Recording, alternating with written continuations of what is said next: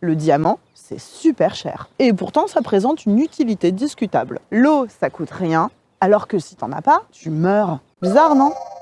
Les économistes classiques ont polémiqué là-dessus pendant un siècle. Et un jour, un gang de 3 jeunes a trouvé la solution. Il ne faut pas réfléchir à l'utilité absolue, mais à l'utilité marginale. Si vous êtes le propriétaire d'une bouteille d'eau, elle vaut plus que la prunelle de vos yeux. Sans elle, vous mourrez.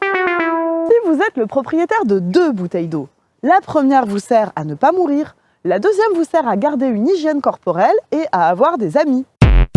Donc, la deuxième bouteille est très utile, mais un peu moins que la première. Une troisième bouteille vous serait moins utile que la deuxième, qui elle-même était moins utile que la première, etc.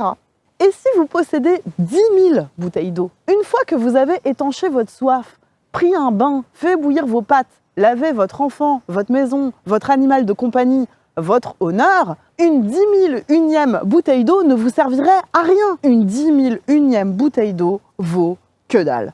L'eau est abondante, donc l'eau ne vaut rien. Alors qu'un diamant, c'est pas très utile, mais c'est rare. Et voilà le raisonnement qui a complètement révolutionné l'économie. Les révolutionnaires s'appellent les néoclassiques. Et c'est avec ça qu'ils ont définitivement enterré leurs parents, les classiques. Et Vilfredo Pareto alors, l'économiste qui a tellement apporté au concept d'utilité, eh bien, c'était le fils spirituel de Léon Walras. Faut dire qu'à certains égards, il lui a quand même planté un couteau dans le dos. Et oui, les économistes ne sont pas toujours tendres, ils préfèrent être utiles.